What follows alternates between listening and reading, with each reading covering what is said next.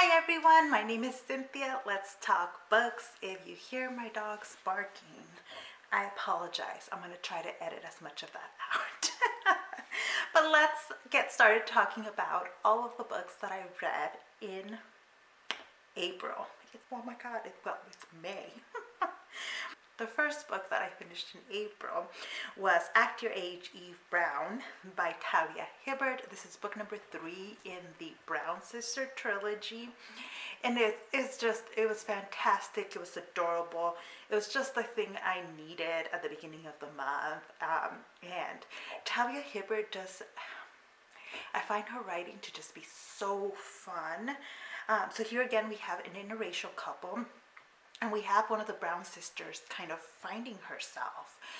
And one of the things that I've been noticing is that in each of these installments of the Brown sisters, that there's some journey that the sisters are on and that the men just enhance in a lot of ways. And that is really, I just really like these stories and Talia Hibbert's writing.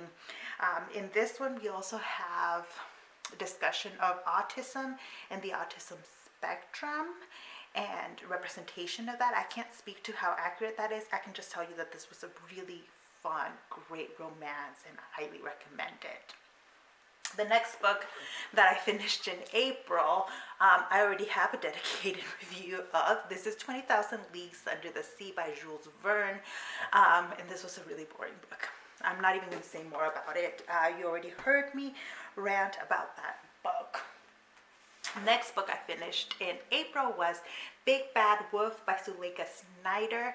This is an urban fantasy novel that is really interesting. It's set in our time period or right after like the 2016 election, and in this world supernatural creatures have come out. They are known, and so it's led to a whole host of other issues. And there are sanctuary cities for the supernaturals, and so it's just a really interesting blend of fantasy and real world politics.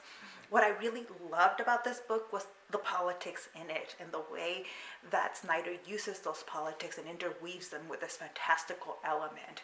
What I really didn't like about this book was that it's basically like insta-love, fated mates type of trope, which is to be expected in fantasy. Don't get me wrong, that's not necessarily the problem with me. For me, it's just that because of that insta-lovey element, it asks the main female character to behave in ways that were outside of the rational, given her career and who we are told she is and the kind of character she is. We basically don't really see her behave in a very professional way, with the strength that she's supposed to have. We see some of her strength, but it's in relationship to the male character, and I just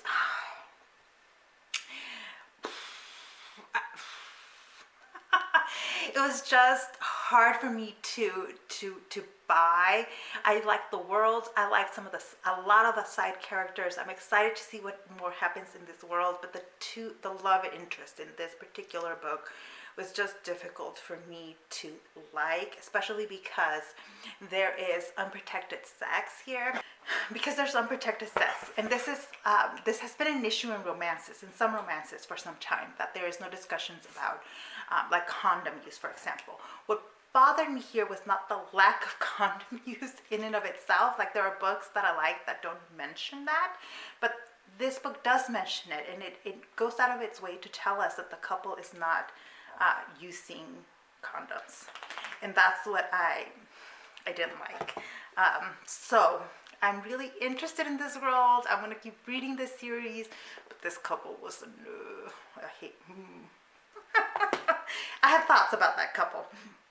The next book that I finished in April was American Sweethearts. This is book number 4 in the American Dreamer series by Adriana Herrera, and I actually just posted a dedicated review to the whole series. So if you're interested in my thoughts, go take a look at that. In brief, book number 4 I think is the weakest in the series. because it's a second chance romance, and there are really good discussions in here about mental health and about improving yourself and about how do you engage with people in your life who you've hurt as you're trying to work on yourself and become a better person. I just, given how much I liked the other books in the series, this one just felt to be the weakest.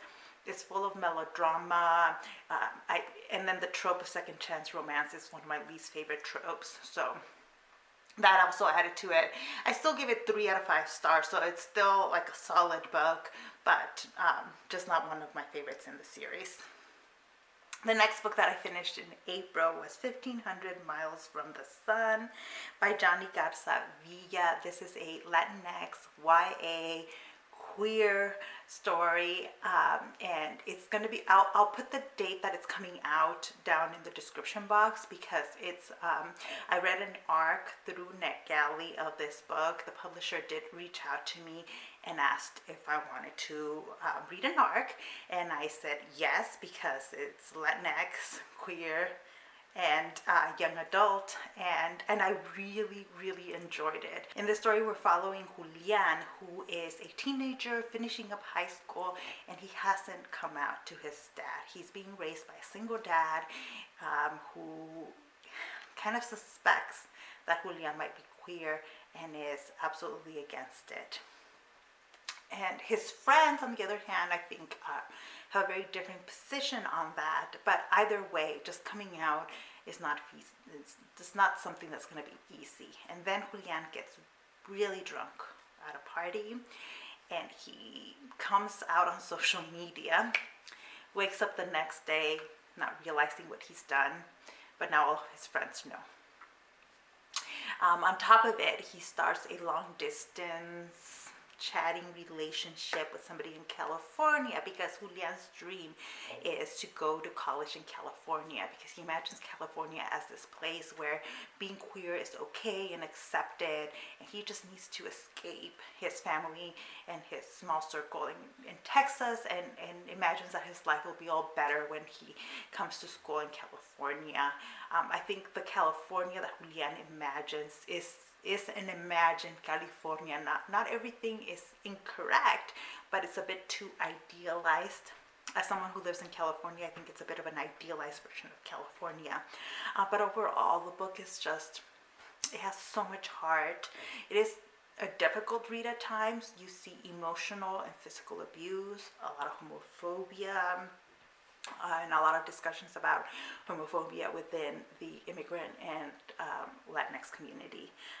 But it's a book that I think there's going to be a large audience for.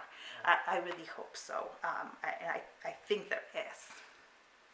The next book that I finished in April was I Know What the Caged Bird Sings by Maya Angelou. This is part of her autobiography, and I did a dedicated review video to this one, so I won't go into all the details here. I'll just link that video down below if you're interested.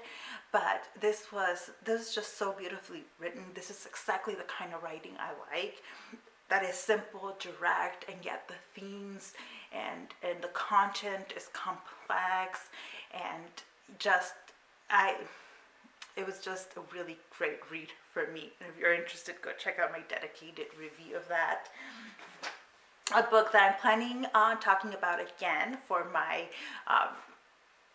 historical fiction series is The Keeming by Margaret Pinard. Margaret Pinard has a great AuthorTube channel, and I've been watching her, and she's been commenting on my videos, and in my historical fiction video, she commented and said that she had, a series of historical fiction novels, and I took a look, and I asked for permission to talk about it on the channel, and she said to go ahead, that I could be as critical as I wanted to be.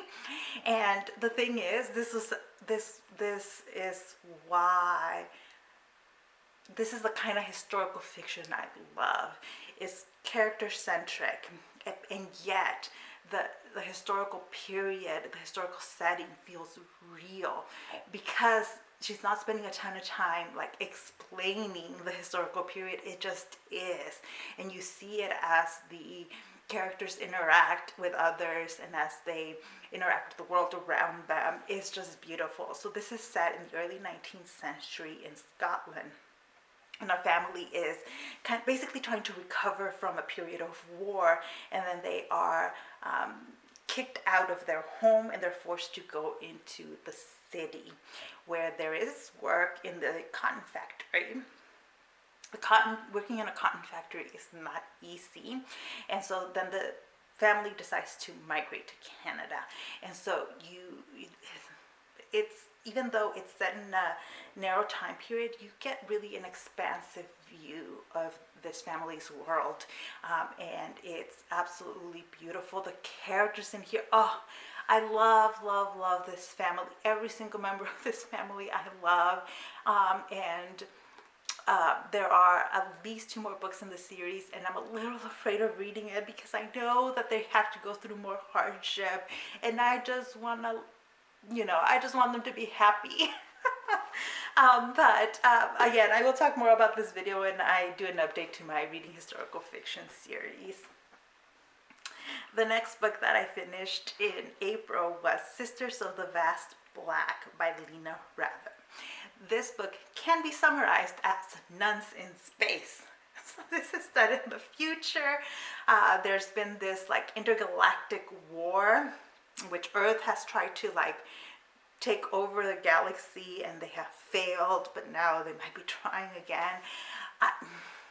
It's a short novella, so I can't go into all of the plot, but there is a ton of plot, and there's a lot of really cool themes about the ethics of conversion and religion, how the nuns function with each other, about faith and what does faith mean to them, but also their role as missionaries and their role as people who bring medicine and care to remote areas of the galaxy. At the same time that they are unofficial representatives, not just of the Catholic Church, but of planet Earth and what that all means and how to interact. Oh my God, I just loved everything about this novella, except that it was too short. This is a intricate, beautiful world, that I want to explore more of this world. It was just, I really enjoyed this novella. The next book that I finished was another book that I'll try to be brief about here because I'm going to talk about it in my update to reading historical fiction. This is The Paris Seamstress by Natasha Lester. This book is deceiving. They put a giant Eiffel Tower in the cover. This is a book that at the bookstore I picked up, read the back, and then put it back down. It's the kind of book that typically I avoid, but it was gifted to me. And the person who gifted it to me was not wrong in gifting it to me. If you read the back, the story begins in Paris during World War II. So this is a time period that I really enjoyed studying. The problem is, I might know it too well. Most of the story, though, does not take place in Paris. And so, yeah, giant Eiffel Tower there, but don't expect as much Paris as you might think. Most of it is set in New York. And this is a book that is extremely melodramatic. Oh, so melodramatic. I'll talk about it more in that future video. So if you're interested, keep an eye out for that. I'm just going to say, not for me. The next book that I finished in April was On the Road by Jack Kerouac. A video's coming up in 2 days. So this video is going up on Tuesday. On Thursday, I will have my edited review of On the Road by Jack Kerouac. I didn't like it. Yeah, it can be boiled down to I didn't like it, and having finished it now, I don't completely understand why people call this book their favorite book of all time. I know that a lot of people really love this book, and I just, no, not for me. The next book I finished is Hyperbole and a Half, Unfortunate Situations, Flawed Coping Mechanisms, Mayhem, and Other Things That Happened by Allie, Brosh. Apparently, I've been living under a rock, and I was the only person who did not know about this book. It's hilarious, kind of more of a comic style. You can kind of see in here what she does, but it was recommended to me because of its description of anxiety and depression. And sure enough, I found those vignettes to be very, very good at describing what anxiety and depression can feel and look like. Not for everybody, but I found that to be very realistic. However, what made this so incredibly delightful and relatable to me was not just the anxiety and depression, but how Brosh describes getting dogs. And every single little vignette in which there's a story about her dogs, yes, very realistic, super hilarious, laugh out loud. It's just so good. It's worth it just for, like, if you own pets, it will be very relatable, I think, especially if you own dogs. The last book that I finished in April was Adult Children of Emotionally Immature Parents, How to Heal from Distant, Rejecting, or Self-Involved Parents by Lindsay Gibbon. This is a book that Ashley Ford recommended. She is a writer, and I've been following her work for a number of years now. And she's one of the people that I really admire for the way she interacts on social media and the way she can recognize when somebody is having an issue, but they're having their issues. And it's coming out in the way they respond. So I was editing this video, and all of a sudden, poof, the last couple of minutes of my video were gone. Where did they go? I have no clue. I hope those last couple of minutes are sitting in a beach overlooking the Caribbean. That's where I want to be. But as I was saying, one of the things I really admire about Ashley Ford, and I will link her social media down below, I really admire the way she interacts with people who are clearly not emotionally mature, at least not online, right? People that like overreact to certain things, or like just want to start a fight. Like, there's just some wild behavior online, and she reacts to it very maturely, I feel like.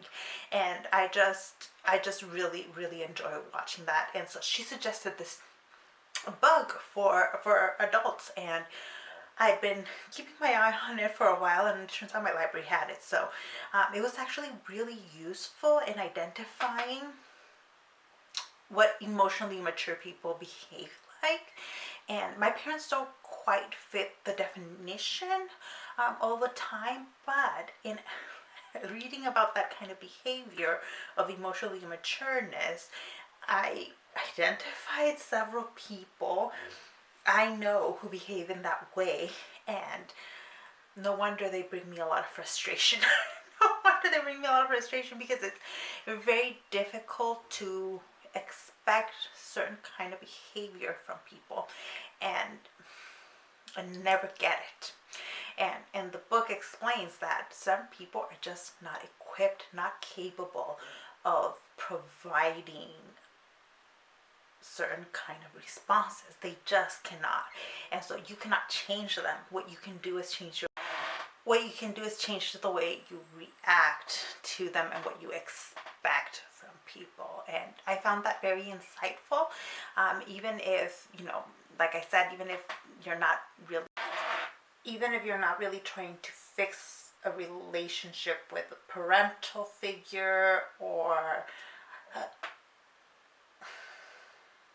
understand the behavior of a parent, I think this is useful in just trying to understand human behavior and why some people behave the way in which they do. Because I feel like emotionally mature people aren't just a problem in our personal relationships, but also when we encounter them at work and in daily life. So I think this book has a wide appeal, and it is really fascinating to read. So that is it for me. Thank you so much for watching, and I'll see you in the next one. Bye!